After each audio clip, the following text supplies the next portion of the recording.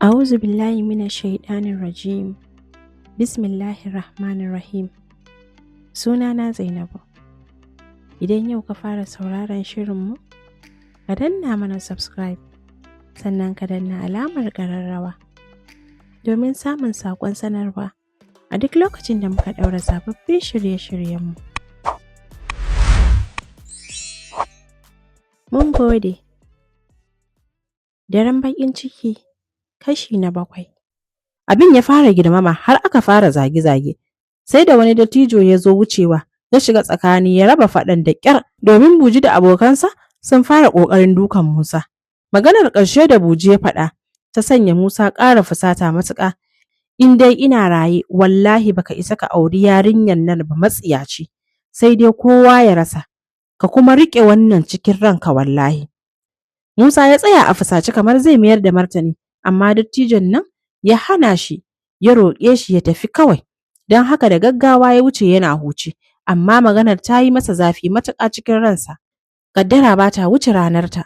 Bayan ta dawo gida, ba jimawa Musa ya aika aka kira ta. Ta fito cikin damuwa. Bata jima da shi ba ta sanar da shi za ta shiga ba ta jin daɗi. Musa ya tambaye ta ko za ta je filin dandali da daddare domin yana son zuwa su haɗu a can. Amma sai ta sanar da shi ba za ta sami damar zuwa ba domin ba ta jin daɗi. Hatta ƙawayenta da suke ta zuwa tana gaya musu yau ba za ta je filin gaɗa ba. Amma cikin ranta ta san ba haka ba ne. Tana son su yi hira sosai yau da Sagiru. Ba ta son kowa ya shiga cikin hirarsu. Yau ta yi alƙawarin za ta gaya wa Malam Sagiru irin abin da ya gaya mata. Za ta sanar da shi lallai fa ita ma tana ƙaunarsa kamar yadda yake ƙaunarta. Duk da ta san ba ta da sauran wani abu tare da Sagiru, amma tana ji a jikinta za ta je su yi sallamar bankwana. Wataƙila daga wannan karon ba za ta ƙara ganinsa ba. Tunda ta dawo take cike da farin cikin ganinsa da abokinsa. Komai nasu irin na 'yan gayu kuma 'yan birni. Dama a ce tana da sauran damar ci gaba da rayuwa da Malam Sagiru. Cikin shiga mai kyau, ta yi kwalliyarta, ta sha zanenta a fuskarta irin na 'yan matan da ke ji da kansu a karkararsu. Ta sanya atamfa mai kyau, ta saka gazal da jambaki da fankeki, har da turare da Musa ya taɓa bata, ta fesa a jikinta. Tana kallon yadda mahaifiyarta ke satar kallonta sanda take shiryawa, amma bata yi mata magana ba. Ko da yake ta san mahaifiyar ta san ina za ta je. Can sai ga Asabe ta shigo ɗakin kamar an wurgo ta tana gayar da innarta. Ta kalle ta cikin sauri. Na yi sa'ar kin shirya, sai mu wuce kawai. Babu damar ta musawa Asabe domin ta ganta cikin shiri, amma ta san yadda za ta yi ta haɗu da Malam Sagiru ba tare da Asaben ta gansu ba. A tsakar gida suka ci karo da Lami, kasancewar garin da duhu, babu haske sosai, saboda wata ya yi dab da mutuwa. Sannan kuma lokacin sanyi ne ya sanya Lami bata iya ganinta ba, sai dai ƙamshin turarenta kawai da ya cika hancinta. Cikin kishi ta yi magana. Ke diyar nan, yanzu ke har kin san ki sanya turare dan za ki je gurin saurayi taɗi kawai? Cikin gaggawa ta fara magana. Ni fa ba taɗi zan je ba inna Lami, zan je filin gaɗa ne. Ke tafi can, ni za ki wa ƙarya? Ya kamata dai ki rage wannan rawar kan da kike yi yarinyar nan. Lami ta ƙara faɗi a kufule. Bata ko damu da abin da Lami ta faɗa ba, domin ta jima da ganin irin damuwar da ta shiga tun da aka fara maganar aurenta, har zuwa irin kayan da aka kawo na toshinta. Ta san Lami ta jima tana baƙin ciki da kishinta, domin mahaifiyar ta ƙi yadda ta biye mata su yi rigima irin ta kishiyoyin garin. Domin kusan kowanne gida a garin ana cikin matsalar kishi, amma ita mahaifiyarta ko kallo Lami bata ishe ta ba. Wannan ya sa ta mayar da kishinta gaba ɗaya a kanta. Inna Abula da ke cikin ɗaki tana jin duk abin da ke faruwa tsakanin Dijatun da Lami, amma ba ta da damar yin magana, sai dai a cikin ranta tana faɗin Dijatu ta kusa yin aurenta ta huta da halin Lami, domin wani lokacin idan ta ƙule cikin ɗaki tana jin tausayin Dijatu ya cika ranta, domin ba ta da wanda za ta gaya wa damuwarta duk gidan. Ita a ɓangarenta al'adarsu ta tokare ta ga yin wata doguwar ma'amala da ita a matsayinta na ɗiyarta ta fari. Ba za ta taɓa iyawa ba ma. Hanyar su ta fita ne suka ci karo da Hashimu. Yake tambayar su inda za su je. Dijatu ta amsa masa. Za mu je filin gaɗa. Me ne ya faru? Anya kuwa filin gaɗa za ku je? Kamar yaya ba filin gaɗa za mu je ba? Waye ya ce maka ba filin gaɗa za mu je ba? Na sani ma, ba filin gaɗa za ku je ba. Ya ba ta amsa. Da sauri ta amshe, wallahi idan baka fita idona ba, sai na yi maganinka marar kunyar banza kawai. Asibiti na dariya ta ce, mu tafi da shi sai ya zame mana ɗan jagora. Sai ka ce wasu makafi? Tana gama faɗin haka, ta ƙara jan hannun Asabe suka wuce. Hashimu ya bi su da kallo, sai ya kaɗa kai ya nufi gurin abokansa suka ci gaba da wasansu. Lukman shi ne wanda ke binta. Shekara 3 ta bashi. Yanzu yana da shekara 12. Sai shi kuma Hashim mai shekara 9. Sai kuma ta 4 Bilkisu mai shekara 6. Sai Libabatu mai shekara 3. Sai ƙaramin ƙaninsu Isa wanda shi innarsu take shayarwa yanzu watanninsa 5. Amma Lami ‘ya'yanta guda 4 ne, kasancewar kwanika take yi. Ta shigo gidan da burin sai ta taddo Abula a yawan ‘ya'ya.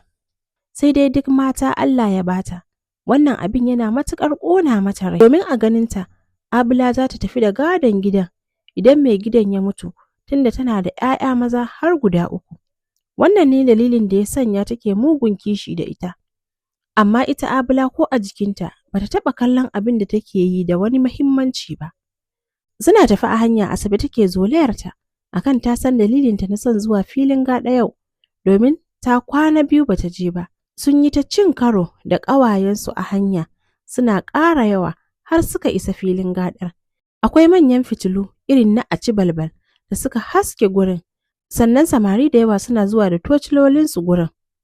Idan ana rawa suna haskawa 'yan mata cikin tsananin jin daɗi, ana shewa da ihu. Wanda budurwarsa ta shiga filin rawa sai ya shiga ya mata manne. Wacce bata da saurayi ma, a nan idan ta burge wani zai shiga ya mata manne. Daga nan za a gane lallai yana son ta, sai su fara soyayya.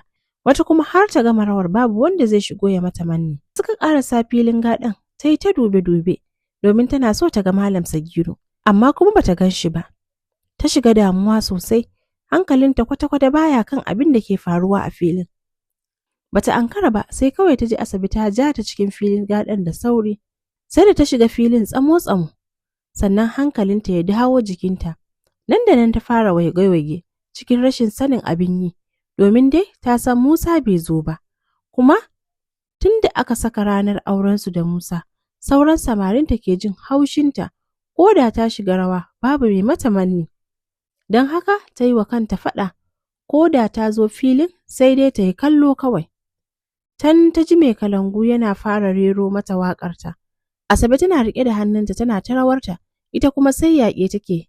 Ƙoƙarinta kawai ta fice daga filin. Sai ta hango Buji da gungun abokansa guda 3 sun shigo filin rawar cikin gaggawa, ya fara mata manne. Sai aka ɗauki ihu a gurin. Wasu 'yan mata da ke gefe suka fara tsegumi. Zabba'u ce ta fara magana. Tabɗija, wataƙila Dijatu maza 2 za ta aura ko? Domin shi wannan Bujin ba shi da kai wallahi. Ya dage wai dole shi ne zai aure ta. Bayan saura kwana 3 a ɗaura aurenta. Ƙawarta Laraba ta amshe, ato, inda babu ƙasa, ai nan ake gardamar kokawa. Za mu ga yadda za a yi dai. Tunda an ce mahaifinsa ya ce wallahi babu wanda ya isa ya aurar da ita in dai yana raye. Suka ci gaba da tseguminsu. A ɓangaren Dijatu kuwa ranta idan ya yi dubu ya ɓaci da irin abin da Buji ke mata. Don tana tsoron kar a ce Malam Sagiru yana kallo, ta san sai ya yi mata faɗa. Don haka da gaggawa ta warce hannunta daga cikin na Asabe ta fice. Sannan Buji shi ma ya bar cikin filin rawar. Asabe ma sai ta tafi. Wasu 'yan matan suka shigo. Tana gefe tana huci, Asabe ta iso kusa da ita. Ta tsaya tana mata magana. Ƙawata, gwara ki cashiyar ƙarshe, domin na san daga wannan ranar ba lallai ki ƙara samun damar zuwa filin gaɗar nan ki irin wannan rawar ba. Amma ni dai baki kyauta min ba Asabe. Kin san dai Musa bai zo gurin nan ba, kuma kin san bana ƙaunar duk wani abu da zai haɗa ni da wancan sakaran Bujin ko? Tana magana a fusace. Asabe ta yi dariya. Ki bar shi kawai, iska ce ke wahalar da mai kayan kara. Baki ji yadda ake ta yi masa ihu a gurin ba? Can ɗaya daga cikin samarin Asabe ya ƙaraso gurin, yana mata magana. Asabe, ji mana. Da ta waiga ta ga Idi ne da take so, sai ta bi shi da gaggawa tana yi wa Dijatu magana. Ina zuwa. Dijatu ta bi ta da kallo, sannan ta ja tsaki da sauri, ta ci gaba da kallace-kallacenta. Can ta hango Ibrahim abokin Sagiru da sauri ta nufi gurinsa, tana masa magana. Kasancewar gurin ba a jin magana sai ka ɗaga murya. Sai da ta taɓa shi sannan hankalinsa ya dawo kanta. Cikin mamaki ya kalle ta. Dijatu, ya aka yi ne? Ban ga angon naki ya shigo ya miki li'i ba, sai wani can gara. Ta taɓe baki. Rabu da shi don Allah, ka ga abokinka ne a filin nan, Malam Sagiru? Kai, Sagiru bai zo gurin nan ba, domin na biya masa lokacin zan taho, ya ce gaskiya ba zai zo ba, domin yana da abin da zai yi, saboda gobe da sassafe za su ɗauki hanya su koma can birni. Har abokinsa da suka zo tare, ya dinga roƙonsa akan ya daure su taho tare, amma ya ƙi yadda, sai kawai na tahowata. Kin san ya zama ɗan birni, baya son shigowa cikinmu yanzu. Ba ki ga saboda yana nuna mana ƙarshenmu ba, da wani aboki ya zo, ɗan gayu mai mota? Yanayin yadda ya kai ƙarshen maganar ya nuna kishi ƙarara da abokin Sagiru ya zo da shi. Amma ita ba wannan ne damuwarta ba. Ta yaya za a yi ta ga Sagiru a daren yau kafin ya tafi? Tunda an tabbatar mata gobe zai koma da safe. Ta san ba lalle ne su ƙara haɗuwa ba. Don haka ta matsa gefe tana ta saƙawa da kwancewa. Tana kallon samari da 'yan mata suna ta cashewa cikin farin ciki, kowa da abin da ya dame shi, amma ranta a cunkushe yake. Me yasa malam ya mata haka? Bayan shi ne ya tabbatar mata zai zo su haɗu. Me yasa bai zo ba? Ba ta da amsar wannan tambayoyin, ranta amma ya yi matuƙar ɓaci. Don wani tunani ya faɗo mata na kawai ta je gidansu, tun da dare ne, akwai duhuwa babu wanda zai ganta. Sai ta aika yaro ya kira shi, ta laɓe a gefe. Tana gama wannan tunanin ba tare da ta bi ta kan kowa ba, ta ɗauki hanyar komawa cikin gari da saurinta. Daren baƙin ciki. Tsakanin cikin gari da filin da suke gaɗar akwai 'yar tazara, domin shi ya fi kusa da rafin garin da suke zuwa ɗiban ruwa.